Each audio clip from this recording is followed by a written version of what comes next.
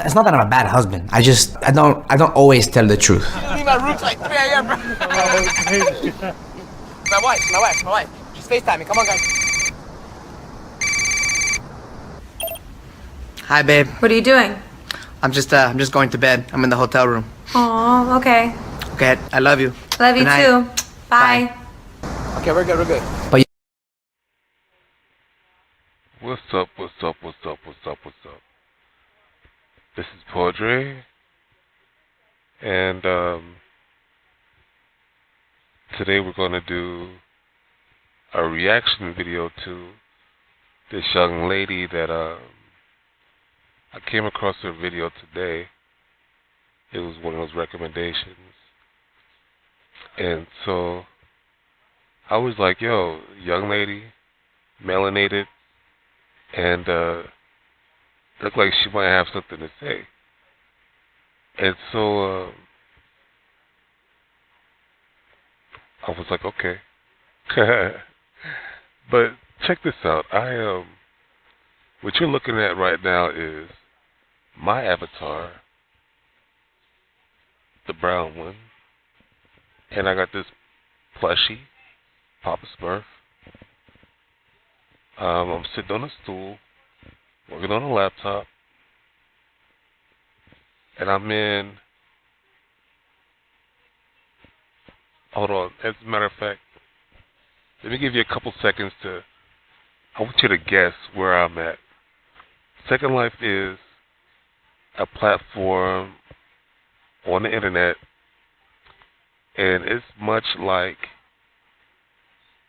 real life. Second Life is much like real life. As a matter of fact, one of the things about Second Life that describes it is whatever you can't do in real life, you can do in Second Life. So when we think about that, just let your mind flow and think about the good side of the things you can be and the bad side of things you can be in. Basically everything that you think of, you can do it, you can be it. So take a couple seconds. I'm at a location, and it's a place where people like to go. So let me give you a couple seconds.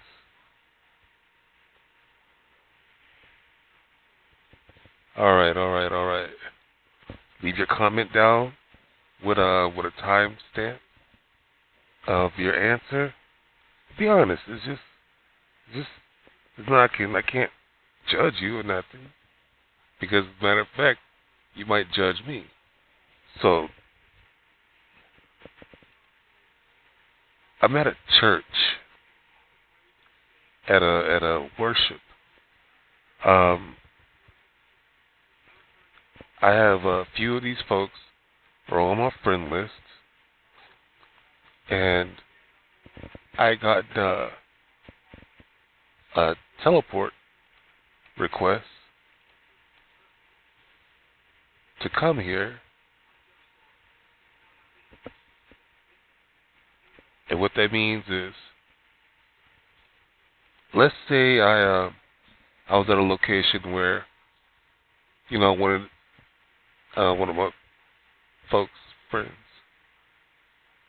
to come and chill with me. I would send them a landmark, a teleport request. Saying, hey, if you want to come chill. And what I do is, I like to take those teleports and go to show support to friends, folks that are on my friend list, acquaintances. And what I like about this is it reminds me of when I was younger. I would say when I was in my teens, I was really on the fence about religion, and I hated it. I hated it. I was just like, out of everything that Bible is talking about, everything in me is basically, not everything, majority of everything in me as natural is resisting that. And I like what I feel naturally versus any type of feeling that I get from the Bible. And so I even went to a church. I chose to go to a church. I wasn't forced. No one tried to plant a seed in me. No motivation. It was just a church that was in my neighborhood. And I kept getting a calling. Like, let's go check that out. You need to go check that out one day. Or I'm going to go check that out one day. You know what I'm saying? And I finally went. And I ended up going there off and on for maybe 10, 15 years. Even when I stopped going, I would eventually go back for a day or two out of the year. You know what I'm saying? But when I first landed here, I was like, oh shit. I mean, is this a church? And I looked at the details of the teleport. It was like, come join us in worship. I was like, oh shit. Now what would have happened if I had read that first? Would I have taken the TP? I usually don't read where I'm getting teleported to. And once I got here, I was like, well, shit. Just like back in the day, I'd go to church and I'd go as I was. Meaning purposely, even on a Sunday, I'd wake up and I'd do the same thing that I would do even if I was going to work. Wake up, wash my ass, get something to eat, in whichever order, get dressed, and I'd smoke some weed in between. And, except for, for going to church, I give myself some time to air out. Or, yeah, basically. And so, I had no problems with it because I always remembered the verse or evangelist, talking about come as you are. Come as you are. So I always go as I was. You know what I mean? I always went and I always followed my spirit, you know what I'm saying? And chilling here today is the same thing. I got my smurf that I've been chilling with all day today. And I'm doing what I've been doing at other places, mainly at the clubs. I go there, I pull up my stool, put my laptop on, let folks know, hey, I'm here, but I'm not here. And showing off the little plushie. And it's kind of like the guy, who made the plushie. He did a good job, so if somebody saw that, then, you might be, hey, where'd you get that from? So anyway, I'm going to segue into this video that I started talking about. And I'm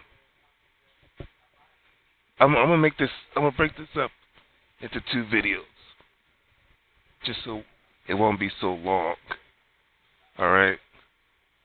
I'm going to make this a part one. And if you want to see the video that I'm talking about, which is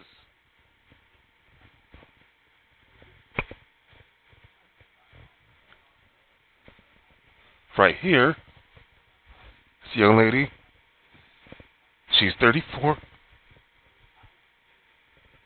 And her video is titled, I'm completely lost in the adult world. I love that title. I don't know what it's about. Well, I didn't know what it was about. And I started to listen to some of it. And I was like, oh man, I'm getting so many memories in. I want to react to whatever she's saying. But I didn't want to do all that typing. So I was like, I need to make a reaction video. So I subscribed to her.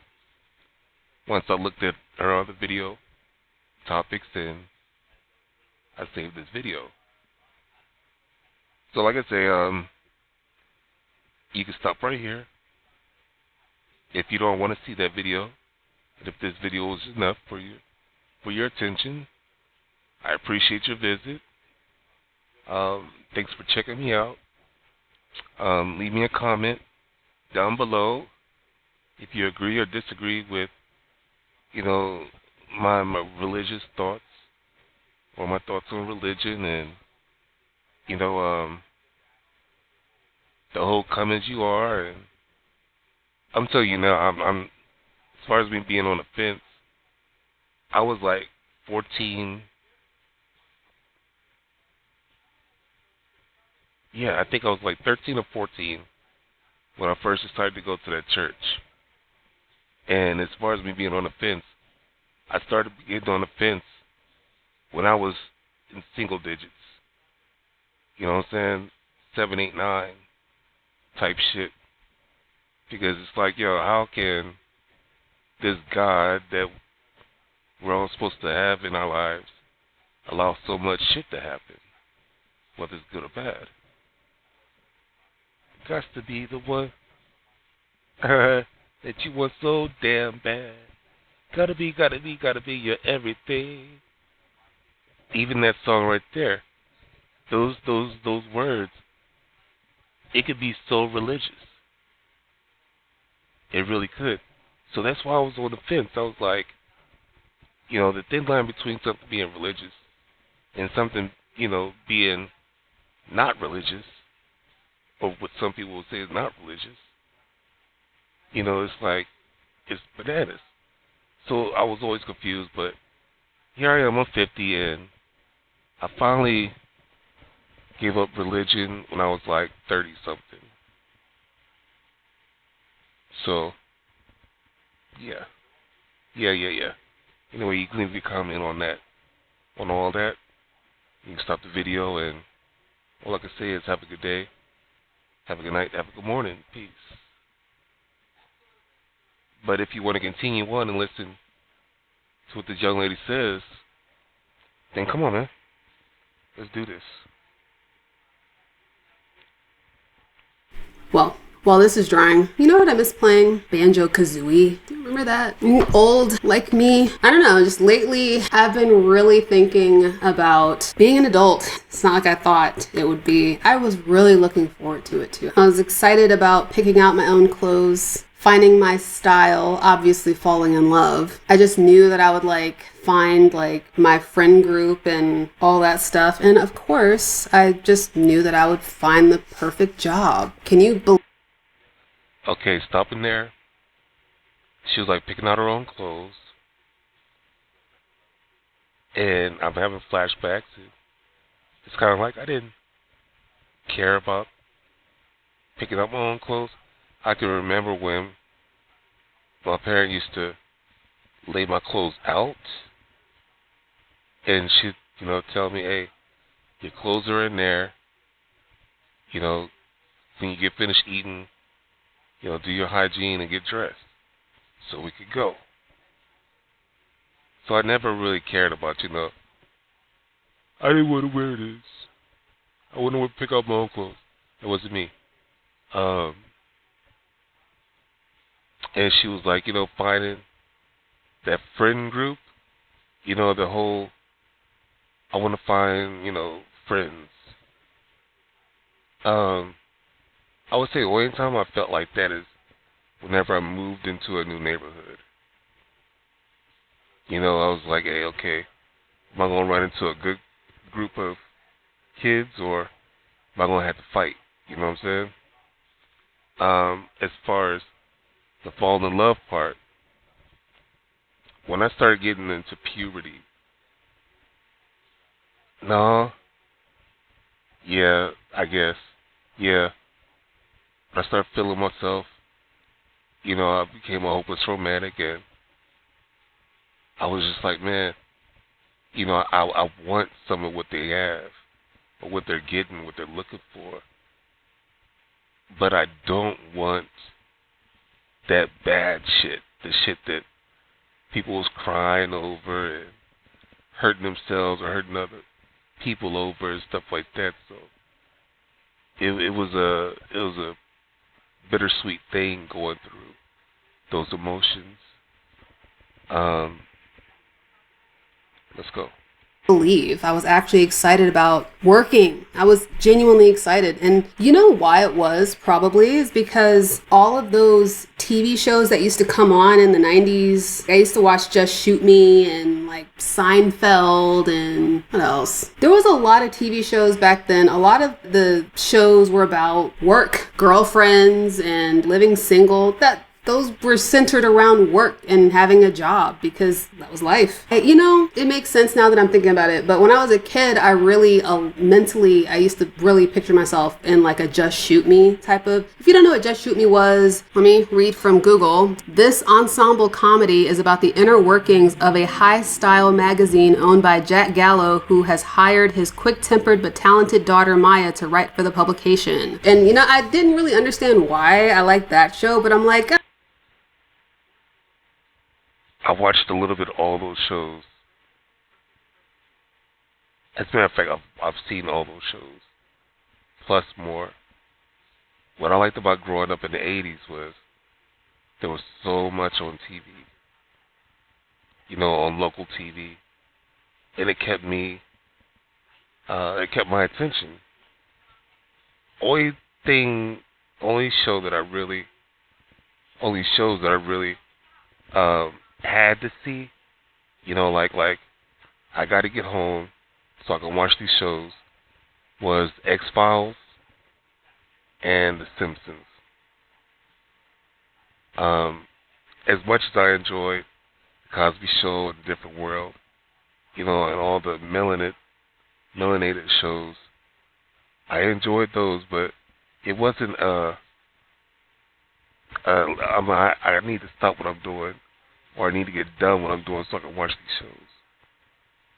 It was more of a, maybe I didn't like what I was doing, so I could finally sit down and watch the shows. And it was a lot of, I don't want to miss out what's happening this week, so I'll be lost next week. But having those shows in my life, I get what she's saying, where the whole push and idea of work was centered around what I was watching, and it was like I wanted to be a cook, and there wasn't any cooks. There was no characters that were cooks.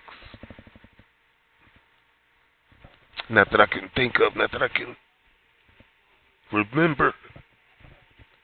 But let's go. Yeah, that makes sense. I mean, it's about a magazine. I ended up being a more artistically inclined individual. And my last job, I was a writer for proposals. And before then, I've always done graphic design. So yeah, I could see how like that would appeal to me, even though I didn't know that that's what I was going to end up doing at the time. And I don't even think I really knew what I wanted to be when I grew up. I just kind of thought that life just unfolds itself to you as you get older, as you get closer to the next step. then the path just opens up and just like reveals itself to you. I wanted to make this video for a long time, but I'm still not totally confident that I have the exact words to say. But here is one thing. I do not think the clarity is coming. I've been waiting for the path to open up in front of me for what I was supposed to do next, and it never happened. In fact, the more I've gone on the path, the more I've been like, I can't be going the right way. No, I must have made a wrong turn at Albuquerque or something. So I have a fine arts degree from Georgia State University. I do not know where my diploma is. I think my grandma has it because I was living with her when I graduated, and I think she doesn't know where it is either. Okay. So I knew I wanted to be a cook. I was artistic as well. I liked drawing, and I used to freestyle. I liked music, I liked poetry. I liked photography. As far as the jobs went, I knew that I was going to have to work. I knew I didn't like school, so I didn't think college was going to work for me. And I knew I didn't want to waste my time at college. So I knew that as a kid. When she said she was looking for clarity, you know, by the time I was her age, I think the only thing in my life that had me on a roller coaster was relationships and religion. All right, come on. I don't know. I kept all the artwork that I got when I got into the fine arts program in a big portfolio that I kept in the trunk of my car for like 2 years in all weather, when it was raining, when it was hot, and I just didn't give a fuck about it because by the time I graduated from college, the path that I thought was going to open did not. I'm sure I'm not the only person who is dealing with the bullshit that is adult life. So here's the thing about being a kid who is good at art. When you're told when you're a kid that you're a great artist, that really just means that you can draw better than the other kids. Maybe when you draw something, it looks a little bit more realistic. That doesn't necessarily mean that you're excellent. I don't remember what grade I was in exactly, but something I made ended up going to like an art show, and like the teacher had submitted it somewhere, and I just remember, you know, stuff like that happening to me a lot when I was a kid. Like I made this clay jar in middle school, and it had like leaves around it. I had made like... I'm sorry. I got into my own head with my own thoughts. Hold on. Hot, and I just didn't give a fuck. Arts degree from Georgia State University. I do not know where my diploma is. I think my grandma has it because I was living with her when I graduated, and I think she doesn't know where it is either.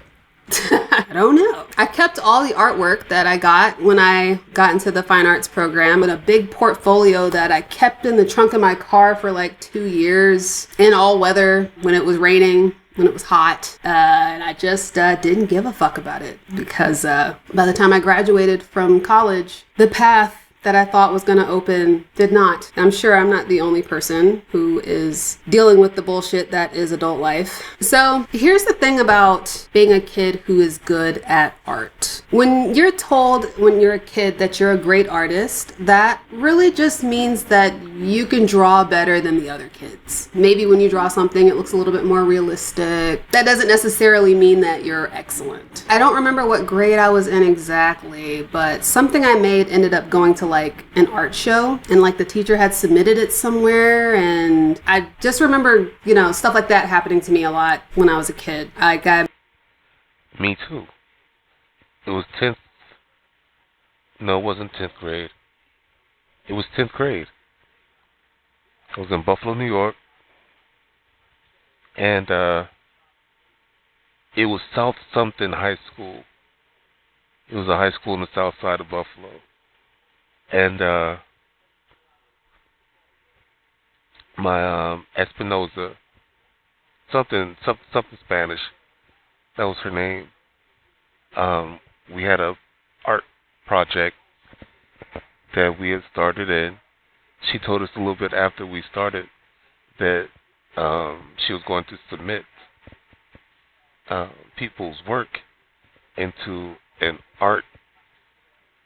um, art program for kids, and winners would get like scholarships and things like that. And the picture that I chose was out of a magazine, and was a woman that was sitting in like a comfort chair,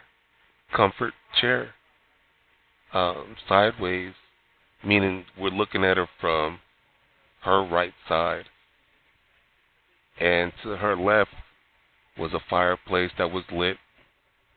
There was a lamp on her right side, and she had an orange cat in her lap, and the cat had like green eyes, light green eyes, and she had her legs stretched out on one of those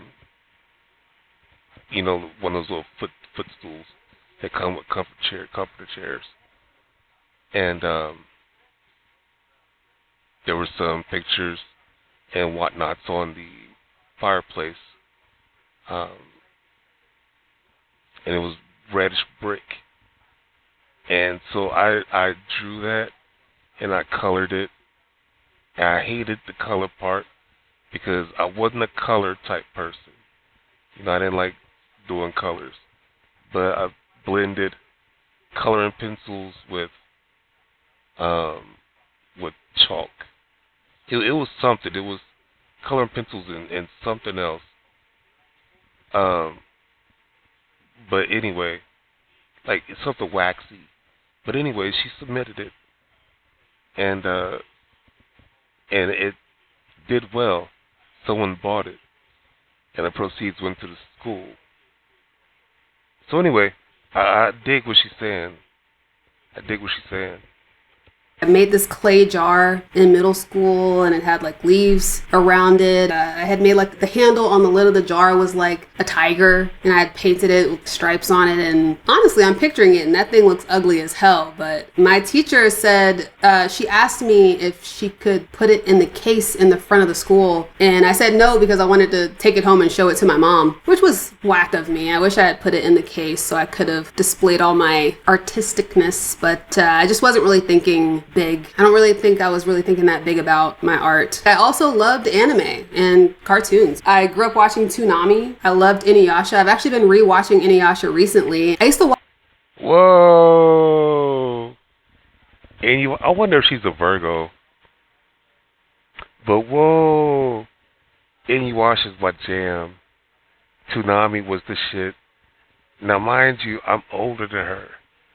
So my cartoons go back to the Hair Bear Bunch. It goes back to Grape Ape. It goes back to Bugs Bunny and, Hanna-Barbera. It goes back further than that, further than... It goes... My brother, his day was Mr. Magoo. And I'm 6 years younger than him. So, I'm 6 years from Mr. Magoo. So that's how far back my tunes was. And I have been watching cartoons, all the way up into my 20s. So these cartoons that she's naming off, majority of them I watched until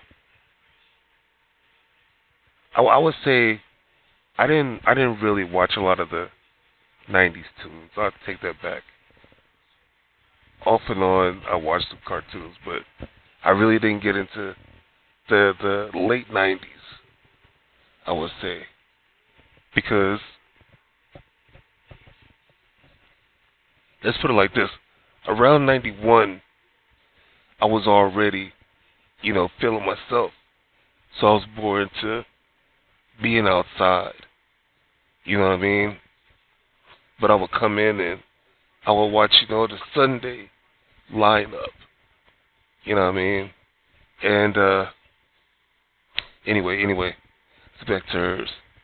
Watch Inuyasha every single morning on Cartoon Network. It used to come on from 5 to 6 a.m. I would get up and make sure I would watch it every morning because I didn't want to miss it, And it was like the whole thing that was waking me up in the morning so I could go to high school. Cowboy Bebop, Samurai Champloo. I loved Miyazaki. I loved how vibrant all the stories were. And if you were playing with me as a kid, bitch, we were on all fours fucking replaying The Lion King from start to finish. Like, I was that kid that if we found a stick on the playground, we were fucking playing Harry Potter. Like, I have a wand right now that I keep on my balcony. And I'm pretty sure there's something Lion King around here.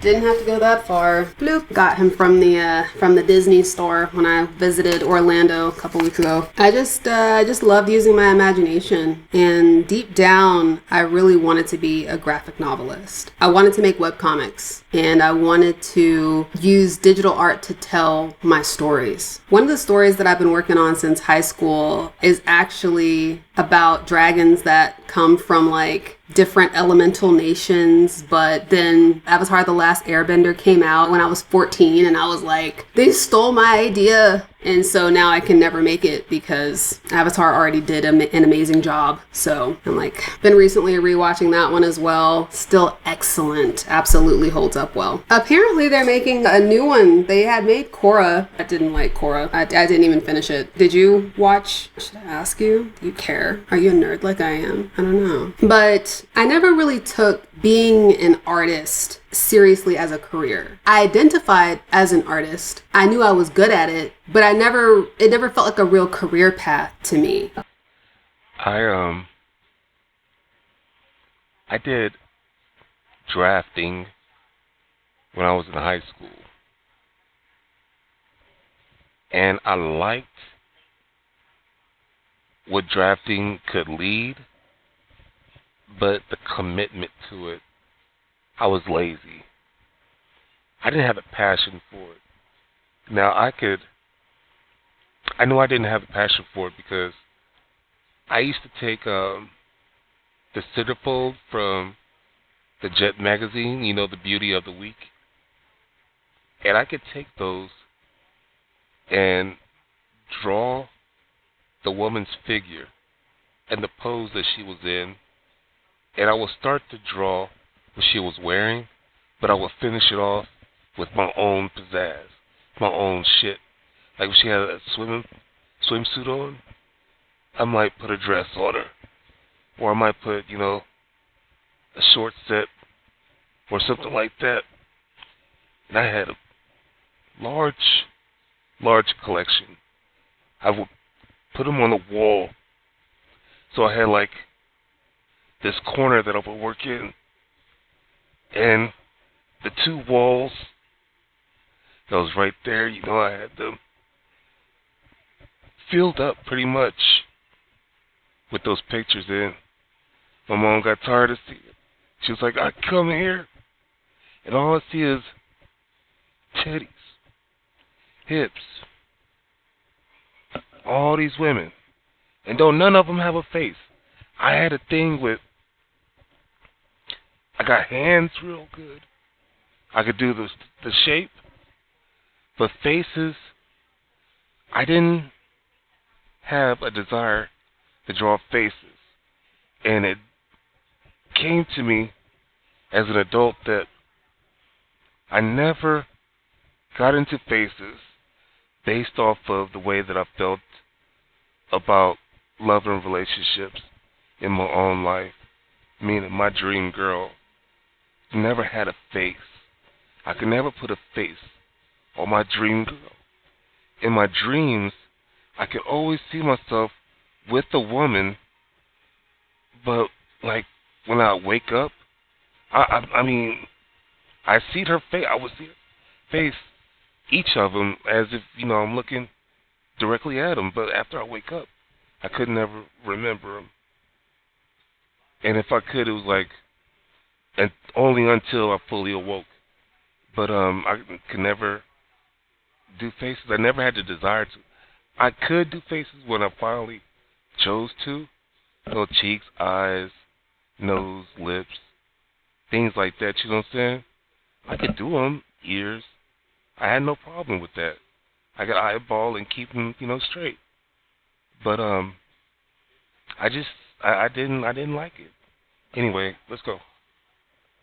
Because art is so subjective. And I just hoped that my true career path would just become clear to me along the way. And it just never did. By the time I graduated high school, I knew I was going to college. Like, it was never a question. My mom went to college. My friends were all going to college. So I just knew. I'm like, yeah, I'm going to college too. I'd been going to school my whole life, I was just talking to my mom today. We were talking about one of my cousins who dropped out of college. We were talking about what a waste of time for her to have spent all that time and money going to school only for her to drop out. And she was like, well, some people just aren't good at school. And I was just like, I don't get it. I was a mediocre student when I was in school, but I've been going to school like my entire life. It was all I knew. I couldn't even imagine just finishing high school and then immediately being thrust into the adult world. Like college was just always it was like the next level of school, just like when I went from elementary school to middle school and from middle school to high school, I went from high school to college, it just felt like a natural progression to me. Being an adult.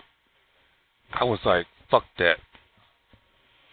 With school, for me, when I was a kid, it was cool. It was all right. But as I was getting older, I was dealing with real life topics.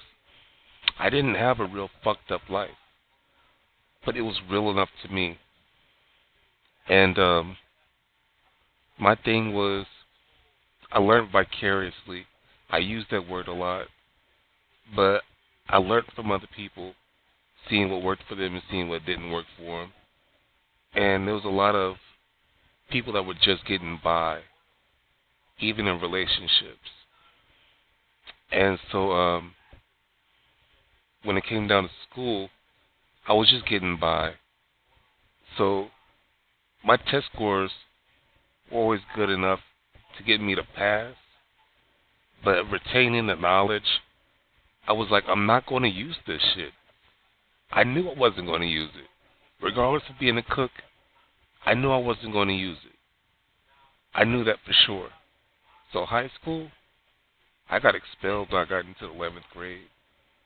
Because it's like, man, I'm just here hanging out. And I'm just here to get a diploma. And out of all the people that I had seen with their own houses, well, that was renting houses, and they had come across so many damn cars. I was like, these aren't high school graduates. These aren't college graduates. Some of them, passed high school, but as far as college graduates, none of them was. And I was like, they were able to get the foundation that I wanted without living up to that hype of going into college and being a scholared, educated high school kid. I don't know if that's such a thing, if you know what I mean. So I was like, man, fuck college. It's not for me. Hold on. Let's go. Adult in the real adult world, that was the true frightening, scary thing to me. I think my stain dried. Well, it's mostly dry. Nah. But as far as what I was going to college for, that was something that I just wasn't sure. I'd picked some other talents, along the way. I had been a thespian when I was in high school. That's just a fancy word to say that I was an actress. Last year, over 100 child sexual abuse cases led to a tentative settlement with the LDS Church. Not a sexual orientation. And for a while, I wanted to do acting. I remember being asked when I was in 10th grade what I wanted to do as a career. And I was like, I don't know, an actress. But, I didn't really take that seriously either. That's like saying you're going to be an artist. That's not a real job. That's not one of those jobs where you go and you punch in and you have like coworkers sitting around you and working on projects and stuff like that and having office hijinks, I just realized it wasn't practical to me. By the time I actually got to college, I was undeclared for like a whole year. Oh, I forgot I said I was going to do this. Is that cool? Everybody has a microphone. I feel left out. This isn't even the microphone that I use. Anyway, by the time I got to college, I went undeclared for a whole year. And I knew I wanted to do something with storytelling. But the thing that I actually wanted to do, which was a combination of writing and visual art, which was like comics or animation, there was just no place at Georgia State to do that. That there was no animation department or anything sequential art department, which they would have had at an art school. But I wasn't going to an art school because I didn't get grades that were good enough for me to get any scholarships. And I was poor. I didn't have money to do that. No, it's so weird because I have a couple of friends who they're like a full 10 years younger than me. Like they're Gen Zs. And if they're watching this, hi, you know who you are. But yeah, their parents like completely paid for books they needed. They have an apartment off campus. They both had cars. And I'm like, man, that's crazy. I can't even, that's the type of lifestyle that was never available to me. So it's very interesting that that actually does exist for some people. I had to work throughout the entire time that I was going to college. I did work study the whole time. And I worked at the Disney store my senior semester, but I also was still working for the school when I graduated. But anyway, Georgia State's art department was like a fucking afterthought. Like, it felt like they said, okay, well, technically we have an art department, so we can get these people's money. There were 2 tracks in fine arts. There was the drawing and painting, or you could do printmaking, and there was graphic design. And I didn't want to do any of those, but I had to declare something. And okay, 2 thoughts. One, I love how she's able to find all these video clippings, memes, I guess. I think they're memes for every example of thought that she's having. And I wondered if she ever watches this, or if you do this yourself, tell me, what do you do with those clips afterwards? Are you able to use them in other videos for whenever you're talking and describing something? And then here's the second thought.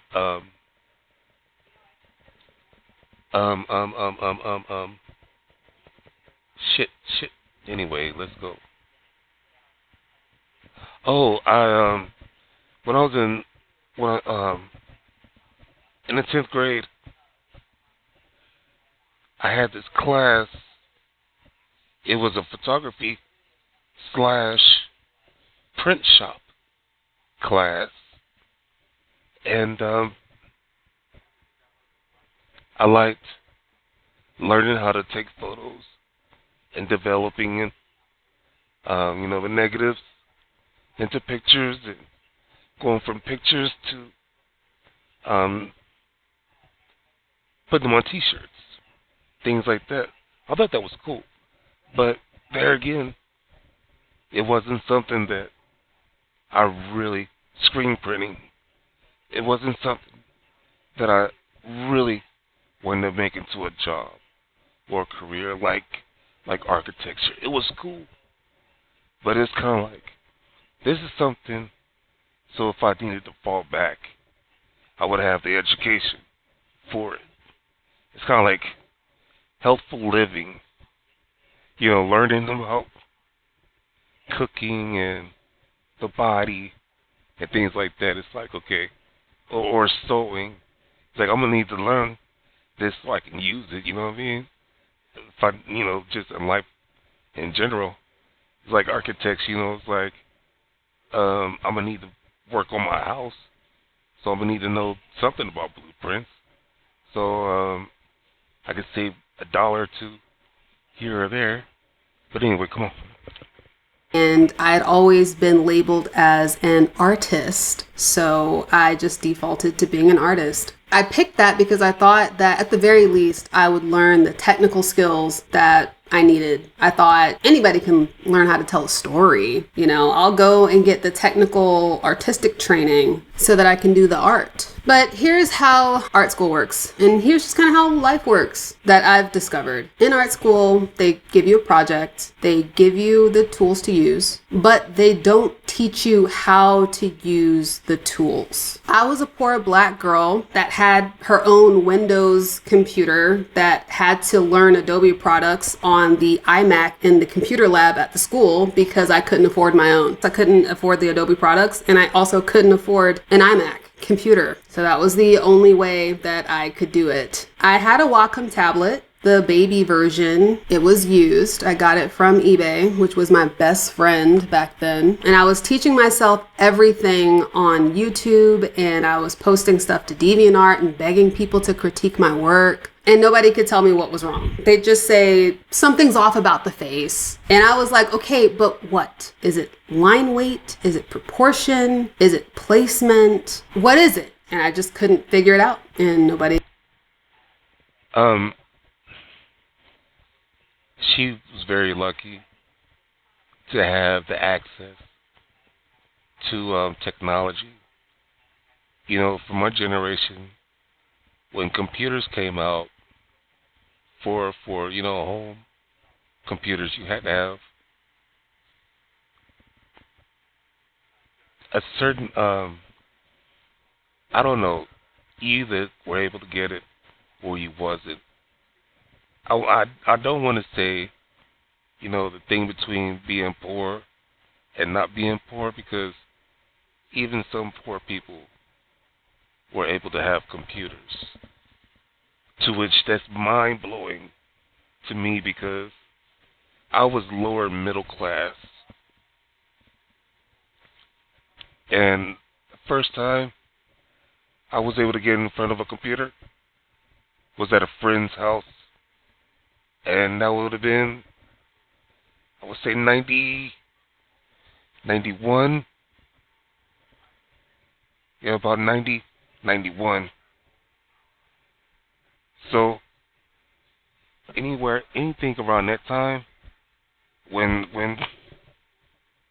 anything around that time, there were some people that I ran across that, no, actually, no one that I knew ever talked about computers. But what I'm trying to say is, if I had known more about getting on computers, my artwork and my poetry would have had some type of pathway opened up for it. Because it's something about the computer that that struck an interest in me. It's like whenever I got on a computer for the first time, it was to play The Sims. And basically The Sims was Sim City. And Sim City, I was like, ooh, you can add weather system or take a weather system off, or have it, when you add it on, it's going to be at random times, so it might or it will or it won't come and fuck up your progress to add to the challenge of the game. I was like, I love it. Sim City. But only got to play on it 1.5 days. And he was like, yeah, even when you turn it off, it's still going to go through its progression. And when you turn it back on, you never know what's going to happen. If you set it up right, it'll proceed to progress on its own. And if you set it up, you basically, set it up for a downfall too. It can completely get fucked over. Natural disasters can come and wipe you out while you're not logged in. That type shit. But anyway, let's go. Uh-oh. They really could tell me. There was one point where I went to the director of the department and I told him, I think it would be best if I just transferred to SCAD. And he talked me out of it. He said, what is animation really? It's drawing. You can learn how to draw here. And I was like, yeah, I guess technically you're right. And money, great big barrels of money were going to be required for me to go to SCAD. And should I have gone to SCAD? I don't know. Maybe I could have tried. At the very least, if I had gone there, I could have made connections with people who were actually in the industry, right? But I trusted his judgment, and I was already broke, and SCAD was expensive as hell. So I stayed, and I just kept hoping that soon, eventually, the path would become clear. And it didn't. I don't know why. I really just want this here. It's so cute, isn't it? But where? How? And where is it gonna... I just like the idea because it goes with the artsiness. My cat back there doing cat stuff. I don't know. What do you think? The reason why it's just like form and not function is because my dumbass couldn't figure out how to get it to work. Anyway, when I think about what I thought my life was going to look like after graduation, I thought I was going to be working in a creative office of some kind, preferably at like an animation studio. Even those words right now, animation studio, gets me filled with hope and excitement because it sounds so fun and interesting, right? That dream is dead now, though. It is. I knew by the time I was graduating that I probably wasn't going to be doing any animation. I had not learned the skills. I didn't know where to start. I tried to get a mentor and they ghosted me. I was spending every free minute in the library working on my portfolio, buying whatever cheap courses I could afford, or, doing the other thing, going on the Pirate Bay and giving my computer a virus, which I did twice. It's not funny. It's fucked up. It's really fucked up, but that's just what happens. That's what happens when you don't have money, when you're from poverty, when you don't have any direction, when you just kind of think that things are gonna just work out, just by virtue of you doing the stuff that you're supposed to be doing. There was so much stuff that I was supposed to be figuring out that I just didn't even know. I didn't even know that I was supposed to be figuring it out. But it wasn't enough. I was a broke college student who couldn't afford to learn the thing she needed to learn to do the thing that she wanted to do. And when graduation day came, it felt very hollow. I was always the best artist in my small pond, but once I was around other artists, I was just okay, bitch.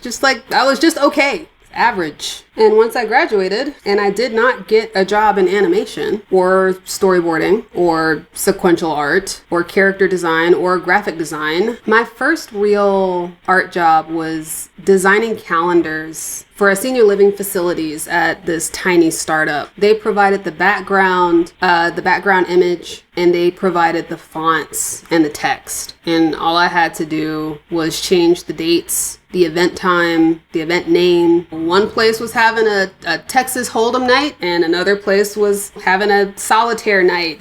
Same background, different words. 8 hours a day. 5 days a week of that. Just doing that. And this was like a tiny office. I swear that bitch was about the size of my 1-bedroom apartment. And there was maybe 10 of us in there, just all sitting with the managers, also the bosses sitting in the same space as us. I hate sitting near my managers. It gives me such anxiety. I feel like they're watching me, because they were. And my manager used to sit right behind me. She used to sit right behind me, facing out towards looking at my screen the whole day. That shit sucked. And you know what? When it came to them saying like, oh, Brianna, you're behind other people, maybe it's because you watch YouTube videos while you're changing the fonts all day. I'm like, bitch, what do you want me to do? You want me to just be sitting out here swapping fonts, swapping text all day in silence? Are you crazy? Are you insane? Anyway,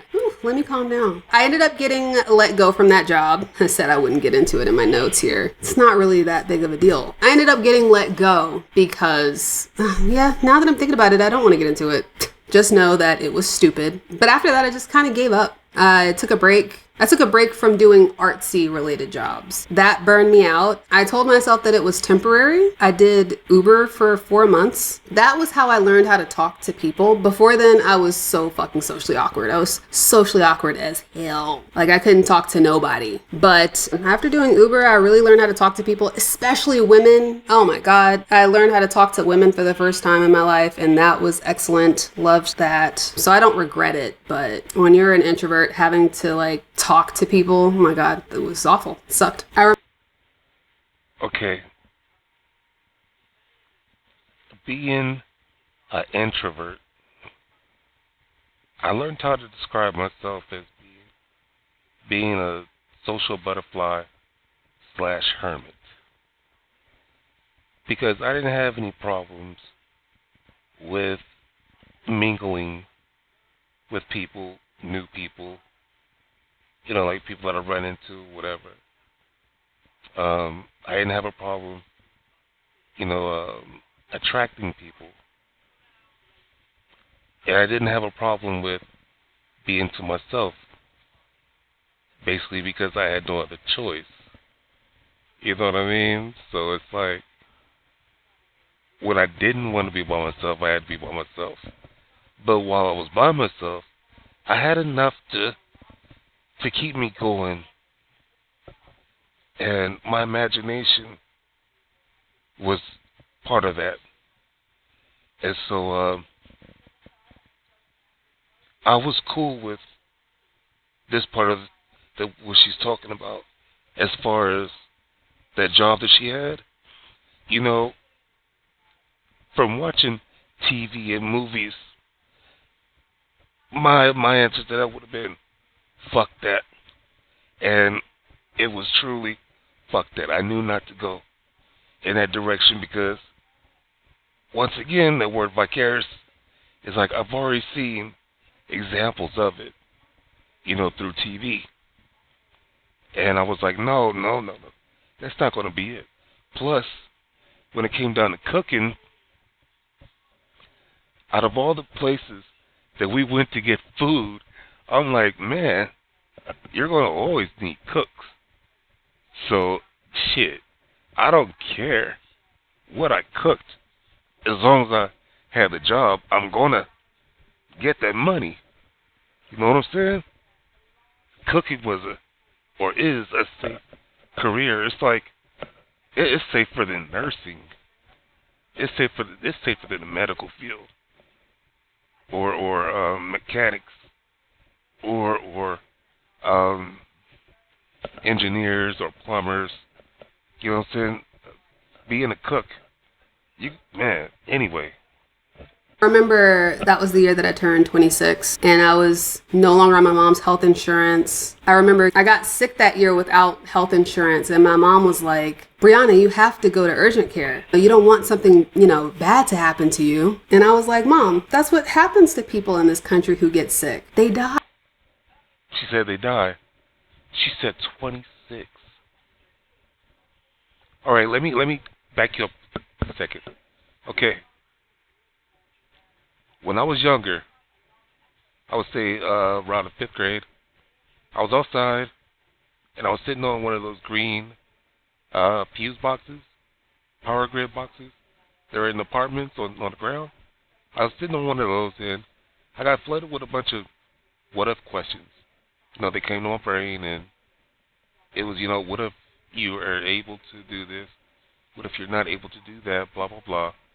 And I sat there for a good minute. And at the end of that, it was like the only thing that came to mind to answer that was, look, no matter what, if you're able to move, if you're able to, move, just keep on. If you're able to breathe, just keep on moving. You know what I'm saying? No matter what, if you're able to breathe, just keep on going. Just, keep taking it one step at a time, and just keep going.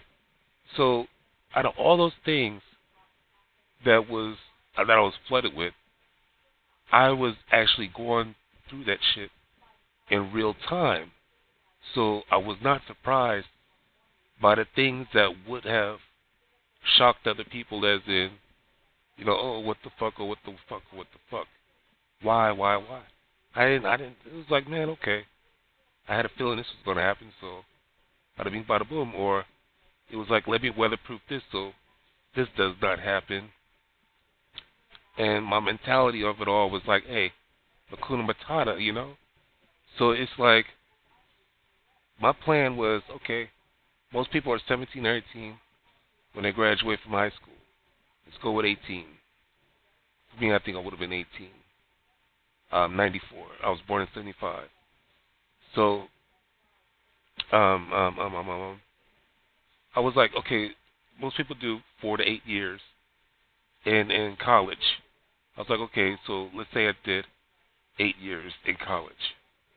Then that would have put me at 18, 19, 20, 21 to 2, to 3 to 4. It would have put me at 26. Okay, so she's already at 26. So I was like, what if I did 8 years of college? That would have been 26. And once I leave from college, I'm supposed to have a job. So I might be at a job or searching for a job to get comfortable. By the time I would have been comfortable in the job, it would have probably taken 2 to 3 years. So let's say 3 years. That would have put me at 29. And I was like, okay, at 29, I should be at a job where I'm going to be financially stable. All right? And ready to start mingling and dating and looking for a woman. So I would say, let's say that realistically, you know, I took at least, 3 or 4 years to date around and find somebody. So at what? I said 26, 29, 30, 31, 32, 33. So at the age of 33, I should have found someone to settle down with. And I told myself, if at 35, if I didn't find anyone at 35, then fuck it, just be an eligible bachelor. Be financially stable and emotionally stable and know what that was. Okay? So that's what my plan was. So she at 26 years old is at this level where she was at. Now I'm going to back it up. Yeah, now that I'm thinking about it, I don't want to get into it. Just know that it was stupid. But after that, I just kind of gave up. I took a break. I took a break from doing artsy related jobs. That burned me out. I told myself that it was temporary. I did Uber for 4 months. That was how I learned how to talk to people. Before then, I was so fucking socially awkward. I was socially awkward as hell. Like, I couldn't talk to nobody. But after doing Uber, I really learned how to talk to people, especially women. Oh my God. I learned how to talk to women for the first time in my life, and that was excellent. Loved that. So I don't regret it. But when you're an introvert, having to talk to people, oh my God, it was awful. It sucked. I remember that was the year that I turned 26 and I was no longer on my mom's health insurance. I remember I got sick that year without health insurance and my mom was like, Brianna, you have to go to urgent care. You don't want something, bad to happen to you. And I was like, Mom, that's what happens to people in this country who get sick. They die. What a terrible thing, right? But after that, that's when I got what I considered to be my first real job with benefits, salary, the whole thing. And the dream that I had was just gone. I felt like I was hit with reality for the first time. It felt like the real world. And it really was very similar to all those TV shows from back then. But I realized something else from those TV shows that was real, was how miserable people are in real life. People don't follow their dreams in real life. They survive. And I worked in an office with several people who didn't have college degrees, and we were all doing the same job. So all the debt that I put myself into and all the years of studying that I did just kind of, puts it into perspective a little bit. Oh my God, I didn't even need a degree to get here. I ended up going down a career path in what's called workforce management. It is basically making sure that people are properly scheduled in a call center environment. The work got more and more analytical. And if you remember my story, I was an artist, which by nature means that I am not good at math. Okay. I feel like if you are a creative person, you just cannot be good at analytical things. As that job got progressively harder, I realized I can't stay in this position or I'm gonna get fired. So I pivoted to writing because writing was the other thing that I was always good at. I was always good at language arts. It's always reading for funsies, coming up with stories. And it's what I'd always been doing on the side anyway. I was always writing my book, posting chapters to Fiction Press. Somebody actually stole my book off of Fiction Press and was selling it on Kindle. Whenever I tell other writers that, they don't think it's as funny as I do. I think it's hilarious. So I pivoted to writing, technical writing, proposal writing, documentation, and I was okay at it. Not great. I was survivable at it. And I commodified a skill that I had because I needed the money. It's interesting. Okay, quick break. As far as, she was like, she wrote a book, okay. I would say about 2012 or so, or 2010, I would say, no, 2008, I was on MySpace. When I went on MySpace, I found a bunch of writers, poets, and so I got with a clique of poets, and I was reading their work, and I started writing my own work. And by the time I got done, someone had told me that they had saw a copy of my poem on somebody's door of the closet, and they took a picture of it and they showed it to me. They was like, it's your poem word for word, except for it didn't have, like my name, my signing name on it, my copyright stamp and shit like that. And I was, one, impressed, but two, I was like, okay, fuck that. That means that everything that I've been writing, somebody could take my shit and do something that I'm not doing with it. And so I eventually, I copied down everything that I had written, and as I was copying them, and saving them to external hard drives, I was deleting them off of MySpace, and after I got everything deleted, I closed my MySpace account. That's crazy. Anyway, let's go. I talked to the director at my last job once, and he told me that he'd gone to school to be a concert pianist, and now he was leading the proposal writing team. And he said, when you try to monetize your passion, it kills the passion that you have for it. And he was right, because that's basically what happened to me. So did I actually fail at following my dreams? Yes, 100%. If we're being real, I wanted to be a sequential artist. I wanted to make my own comic book series, and deep down in my heart of hearts, I still want that.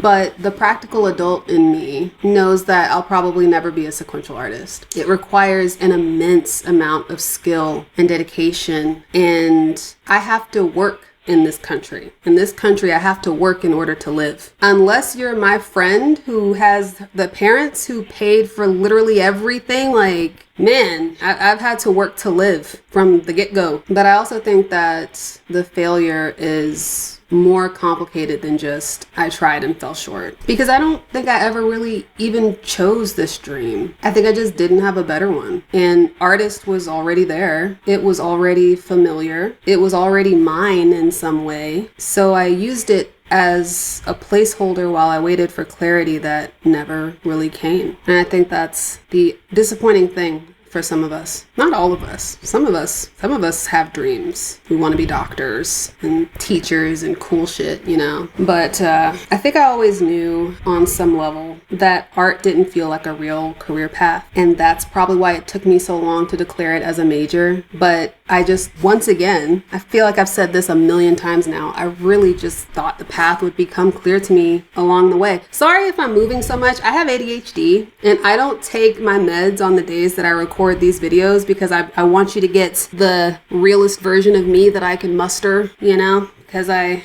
trust you guys. You guys are so nice. You guys have been super nice to me in the comments and stuff. Some of y'all ain't shit, but a lot of y'all are actually really nice. And I really appreciate it. And even the ones of y'all that ain't shit, still love you. I'm just happy you're here, honestly. Man, people care about things that I have to say. Things that I'm like going through emotionally. What? But anyway, the artist path did not ever open up to me. Did not become... Whoa,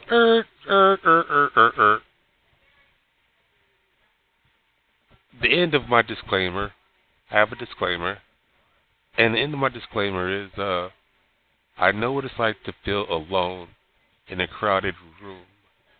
So when she's talking about, you know, folks have been kind to her, and she's glad, you know, that folks are watching and leaving comments and things. You know, for years, I've been posting on YouTube, and I do it therapeutically, so I think it's cool that I can get at least 1 to 2 reviews. That's fine. That's cool. You know what I'm saying?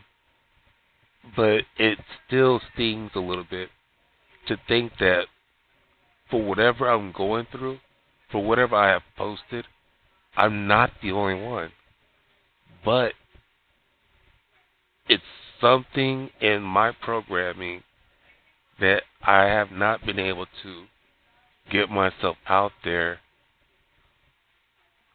enough to be into 100 views on a video within 2-3 months.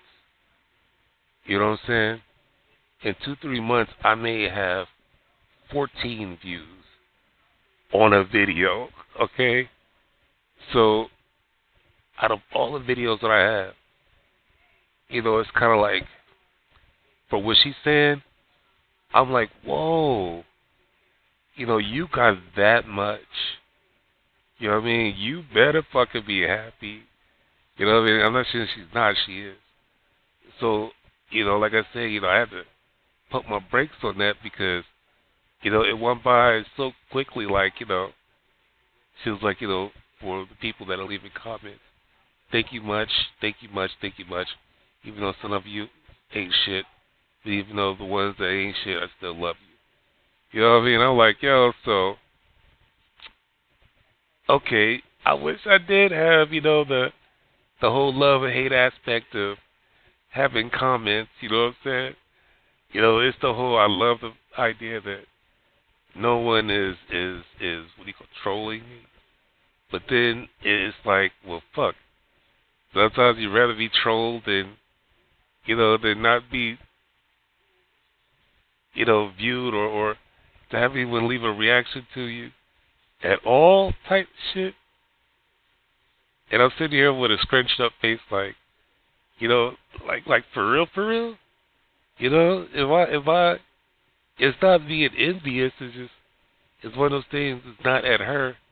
It's like, you know, the whole algorithm of YouTube is like, YouTube, you have pushed, you know, so many other of my videos, but when it comes to the heart of hearts of me that I've put out there, you know what I'm saying? It's like, shh, you're just a whisper. Or I'm just a whisper. You know what I'm saying? I'm just a mutter. A mutter. Mutter. You know what I mean? Someone's muttering my name. The algorithm is muttering my name. You know what I mean? Even the people that I've given shout-outs to. You know what I mean? And they'll see the shout-out and be like, hey, thanks for love. And then all you hear is crickets. Or all I hear is crickets.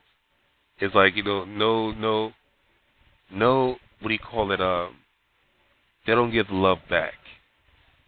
And I'm not asking them to, you know what I'm saying? But at the end of the day, when I look back at it, it's like, out of everybody that has given me a shout out, I naturally want to give them a shout out too.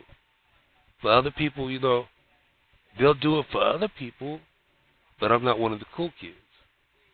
And I've had to grow up with this at the age of 50, I've been going through it all my life, so, I'm okay. Anyway, let's get back to this. Clear. By the time I figured out that label of artist did not fit the real world, I was already very much in debt. I was already behind. And survival had just replaced the entire conversation. Dreams, man, the reality is that survival had been there for most of human history, and having dreams was new. I just got caught up in the generation of people that was told to follow their dreams. Oh God. First of all, I'm sick. I think I got the hantavirus, you guys. I don't know where I would have got it from, but I don't know. My neck is hot and I'm disoriented. Should it? When it comes down to dreams, the only dream that I wanted was to be a family man. The only thing that I wanted to be was a family man. At that time, a family man to me was the husband and the father, the uncle. No, it was the husband and the father. Having a wife and kids. Do whatever you need to do. Take care of your house and your wife and kids. But after time went on, after my second marriage, or during my second marriage, most definitely after my second marriage, I learned that being a family man is also being a brother, being a son, being an uncle. When I was a Job Corps, I wanted to be that uncle that my nephews and nieces could look up to and be like, okay, he left in order to become something, to go to school and learn something to become something. You know what I mean? He left, the struggle to make it a little bit easier.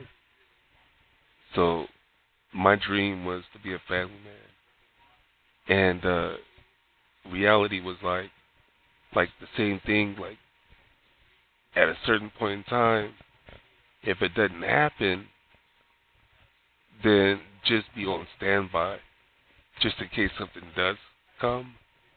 But after my second marriage, I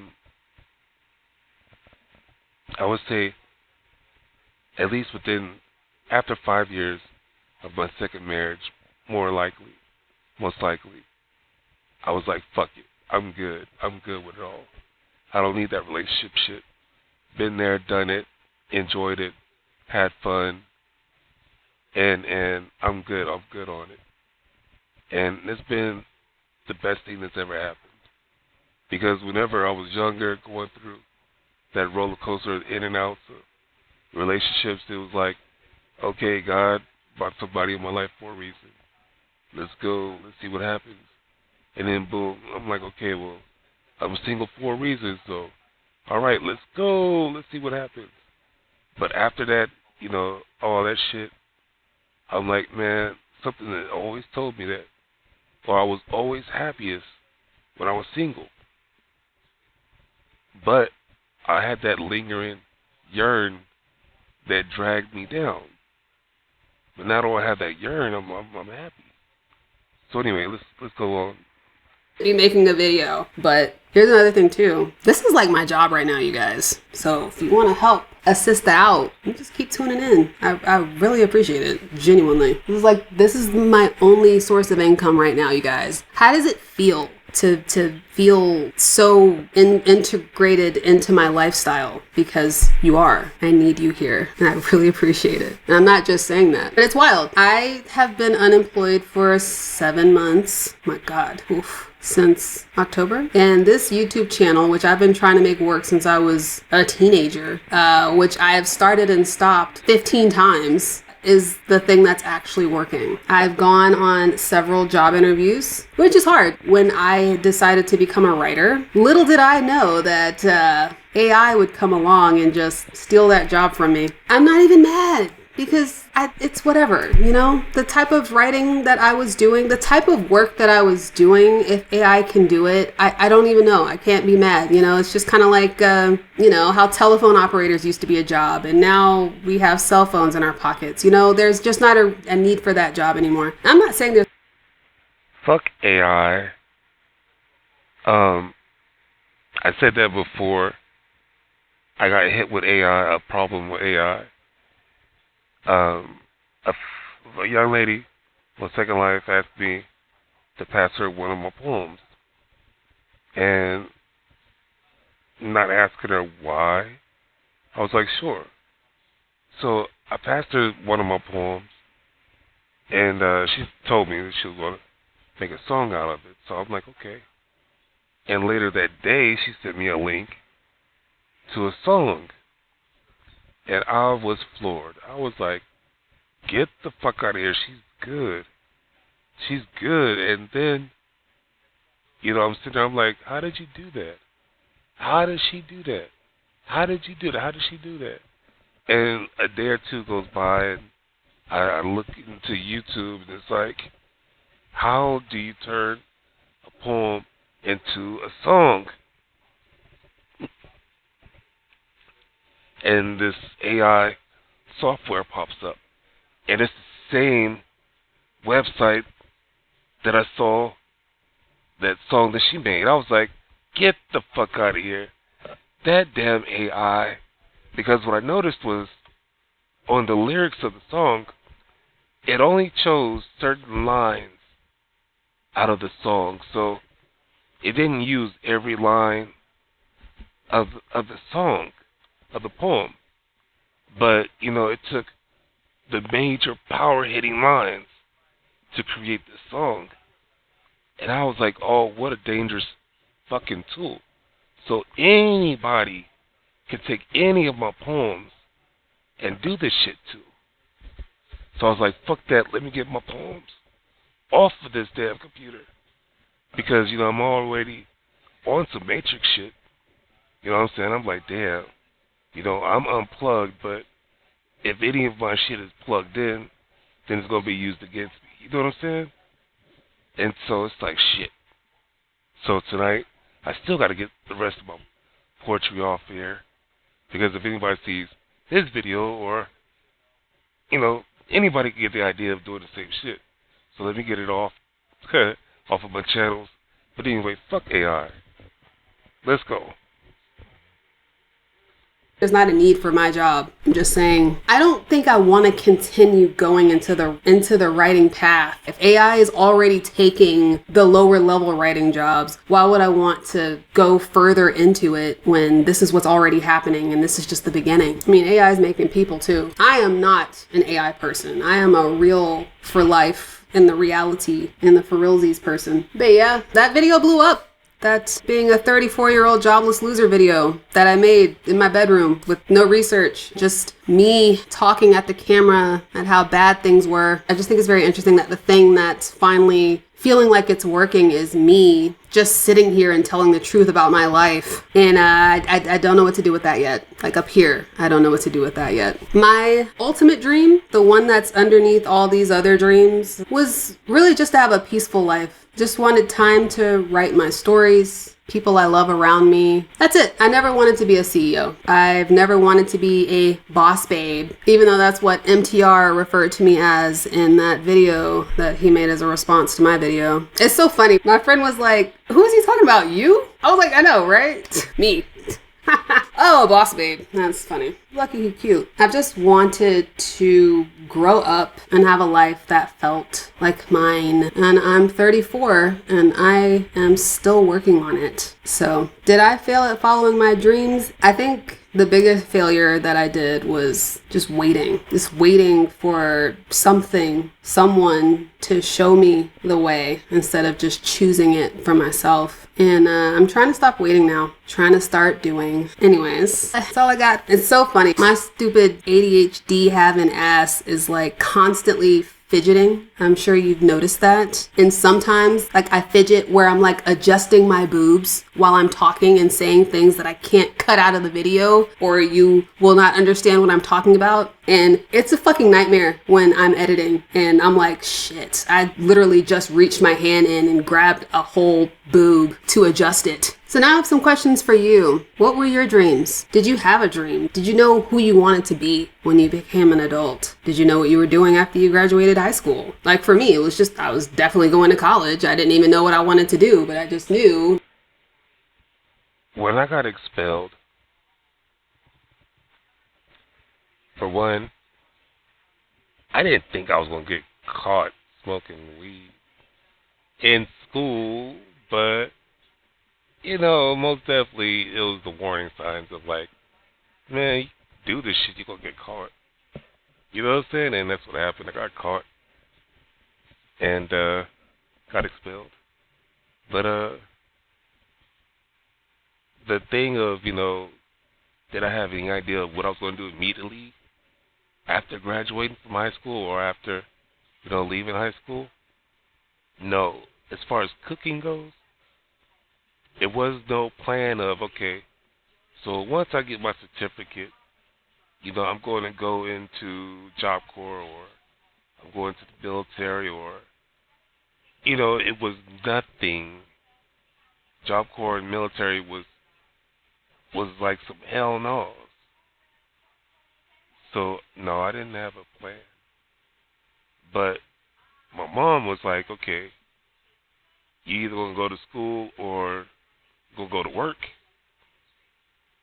And the reason why she said it is because the school, you know, they was like, you can't go to this school in this school district, or you can't go to this school, you can't go to any school in the school district, but there's alternatives.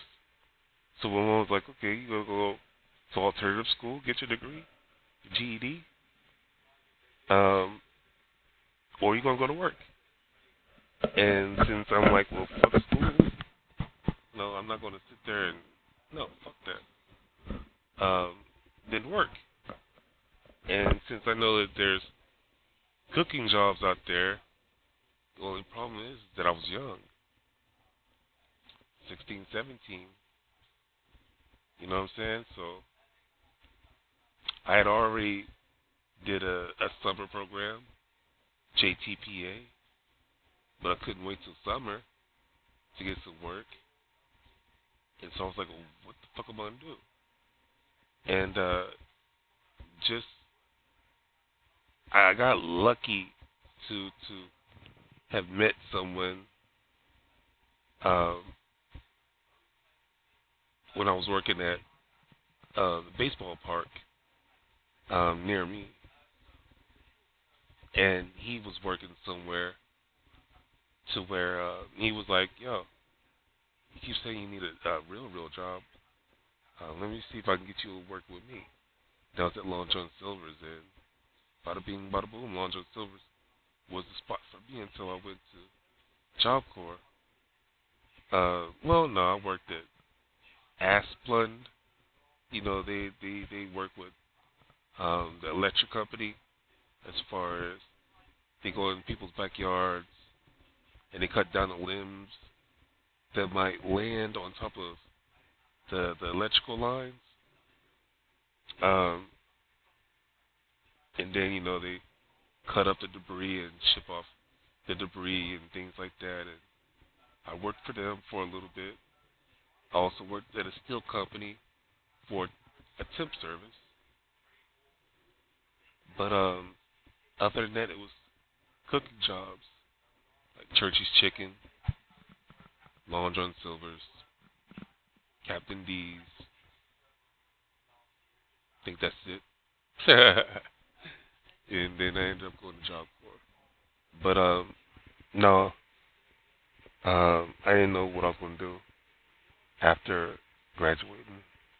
That I was going to school. And if not, what did you default to when you didn't know what you wanted? Did it work out? Was there a moment like I had where survival replaced your dream? And when did you know? Did somebody put a label on you when you were a kid that you ended up following? Did you think it was the right one? And how did that turn out? Last Um, how did the whole cooking thing for me work out? Cooking got me into the military, and the military got me insured, health-wise. She said at 23 she wasn't on her mother's health plan. Well, I never had a health plan. I was never on a health plan. And when I got into the military, I was 20. Yeah, I think I was 19 going on 20 when I got into the military. So the cool thing that happened to me in my life was that I was always on the go. Meaning I wanted things to happen so quickly from the time that I was wanting to get out the house. So from 13 to 20, I was like, I need to make it to the next step. I need to make something happen. I need to make something happen. So a lot of my years was not wasted. That's the one big thing that really stood out that happened. And no one, put a label on me except for, stereotypes. Being young and dumb, full of cum. Being a brown male that could die before the age of 21 based off of racism in the world, and that, the government was not on my side, and city or state assistance really didn't assist people of my color. It wasn't for us. It was for them in the end. And I understood all that shit. So, let's go. Lastly, what is the worst job that you took just to survive? What's the most... Worst job? I didn't have a worst job. I liked all the job careers, all the job, places I worked. When I was at Job Corps, I had a terrible moment where one of the classes I took before I got into culinary was apartment maintenance. And I was like, this would be fucking great. For if I ever get the chance to build my own house, I'll get to learn all the aspects of building a house. They took my punk ass and put me in this shed, with 3 or 4 other people. It's part of the criteria. And you got to strip the shed down to the frame and build it all the way back up to what do you call it? A code shelter apartment, basically. And I'm talking about painted, electric, plumbing, all of it. Man, in the summertime in Texas, yeah, right. Fuck that. Man, I took my ass and switched trades and got my black ass into the cool air of the kitchen. I was like, no, never. I would say, really though, a job that I really knew that I wasn't gonna like was the same shit that she was explaining, was giving details on at JTPA, job training, summer program. I worked at Metro Transit, and at Metro Transit, it was cubicles down on the floor in the middle of big office space. I'm talking about cardboard, little walls, where you stand up and you look over, you can see everybody else. You sit down and you got your little desk, telephone, chair, and a computer. I hated it. I had to get up and walk around just to stay awake. So I had to power through a bunch of shit, so whenever I got up and walked around, I wouldn't fall behind. So yeah, that would be the one that I didn't like. Boring job. I was designing calendars for nursing homes. Beat that. Anyway, that's all I got for now. Definitely give me a thumbs up if you liked it. Give me a thumbs down. I don't know. This is in the way. Why do people have these things? I can't wildly move. I've hit myself in the face multiple times trying not to knock this thing over. Anyway, give me a thumbs up if you liked it. Give me a thumbs down if you disliked it. I hope you're having a wonderful day or night wherever you are, and I will see you next time. She's adorable. She fucking is. Yeah, that cubicle shit, that wasn't for me at all. I began to get high at the end of the program, and it worked out so cool. Me and the universe, we really had a good communication. We really had a good vibe, because towards the end of the program, I had a cousin that had found me. It was like, man, I've been looking for you. I stopped by your house finally. Asked your moms where you was at. She told me what time you got off, so came here to give you a ride. We'll be out here, give you a ride back home. Hopped in the car, they passed me a joint, and I was like, yeah, fuck this job. I stayed and finished the program.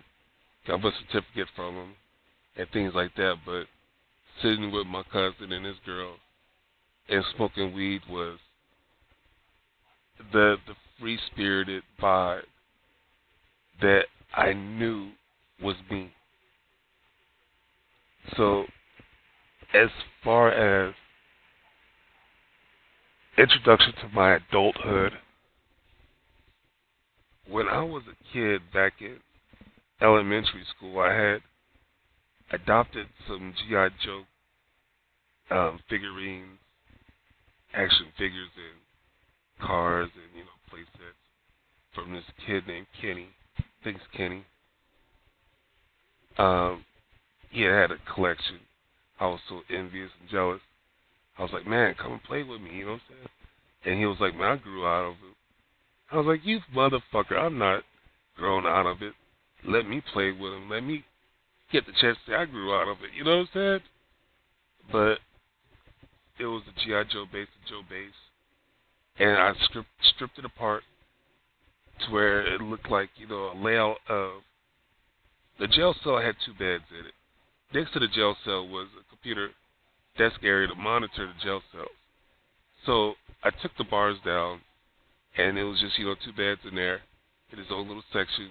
Right next to it was this counter space. I was like, well, that's the bedroom, and that's the kitchen. I needed space for the bathroom, which was the prison area. So I was like, okay. And then, there was a flat area where it was supposed to do some other shit. I was like, this is going to be my living room. So this is my 1-bedroom apartment. Boom. That was 6th grade, 7th grade.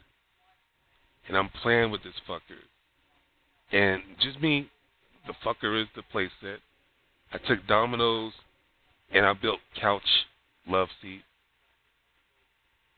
And the 3-piece set and a TV.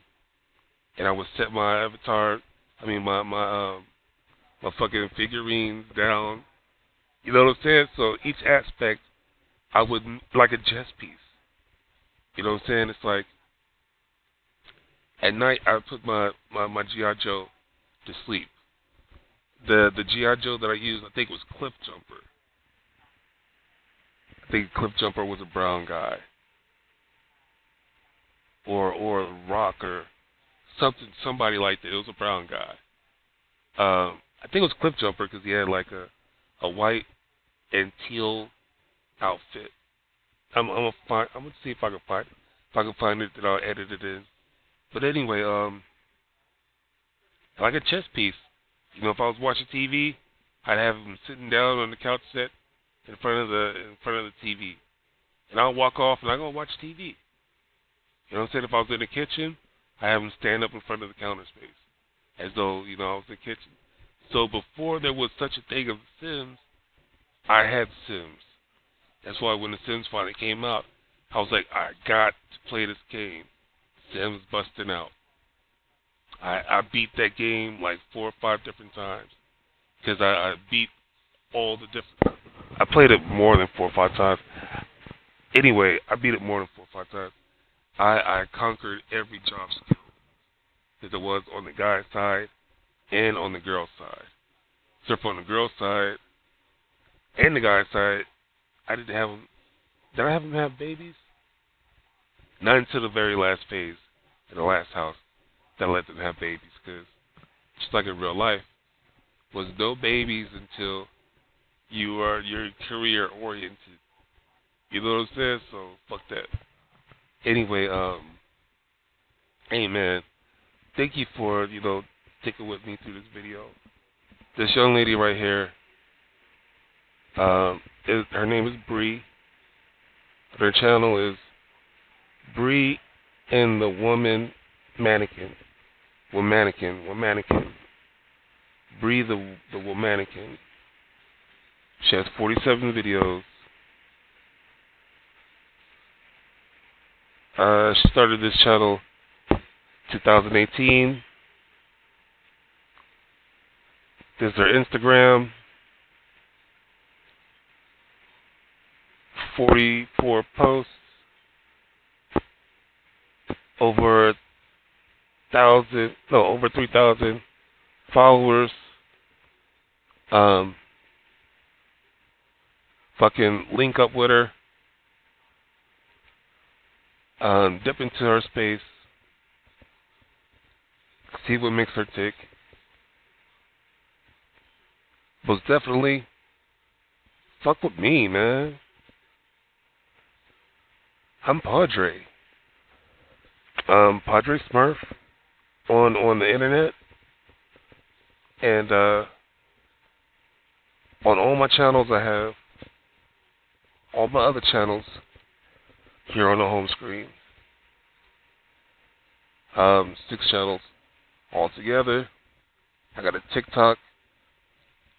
I don't really have that linked on to onto this, but if you are curious, here's my TikTok. I'm following 100 people. Got like 43 people following me, 800 likes. I'm not saying that to push you over to me. It's just if you want to fuck with me on that level, go ahead. But here's the tip. The same shit that I post on Instagram is the same shit that I post on TikTok, except for on the gram.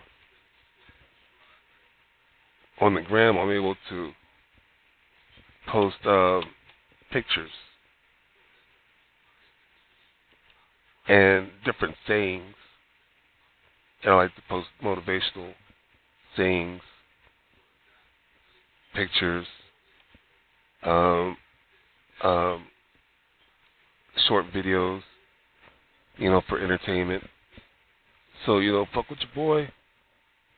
If you want to follow me on to Second Life. Now, when I started this video, I was at this church worshiping event. I had just teleported to it and started camping.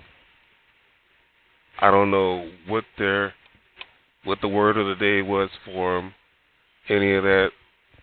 I just came here to show some support to the person that teleported me there. But most definitely,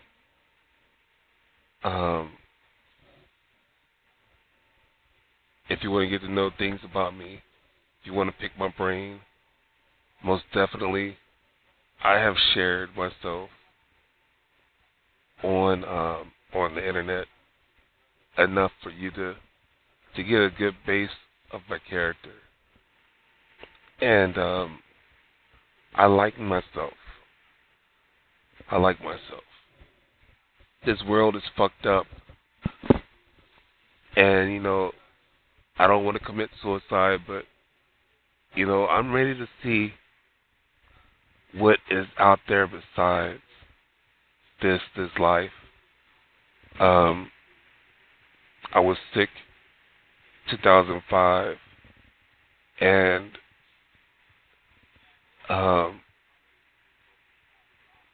my family told me that I was close to death a couple times, and it felt like it.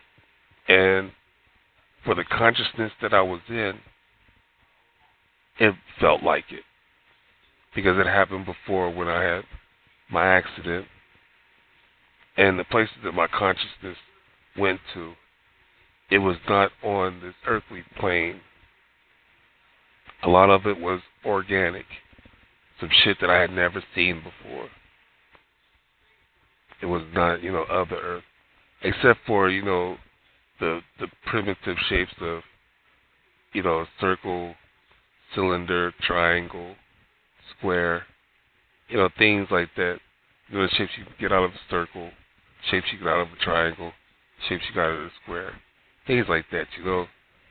That was inorganic. But yeah, man. I'm gonna get out of here. Thank you for watching. Like I said, if you want to fuck with me, fuck with me. I got my poetry on here. I'm posting my DJ sets from Second Life. I like posting pictures and videos of women on my beauty channel, gaming footage of any games I might play. And this channel here is all about growth. Anything that could help me or anybody else reach a certain level of self-awareness. That's what's on this channel. And my Podrey Smurf channel is, a combination of all the things I just got finished talking about. This Podrey Smurf channel is the oldest channel that I had. I started about 2008 or so, and I had removed so many other channels. YouTube had removed so many channels. Altogether, I think I've had like 8 to 10 channels on YouTube. And I just, I just got back up to 5. So that would have been 8, 9, 10, 11, 12, 13 channels altogether. But like I say, a lot of them was removed, and this is the only old school channel that I had, and I opened this one up at 2012, I believe. Let's see. Yeah, 2012. So, I'm looking for people that put themselves out there. That's who I like to watch. That's who I like to listen to. I can put somebody's video on and have it in the background and listen to them while I'm doing other things. That's the type of content that I like. So if you're into that type of content, let me know and I'll give you a try. But I'm going to get out of here once again. I'm saying that. So have a good day, have a good night, have a good morning. Peace.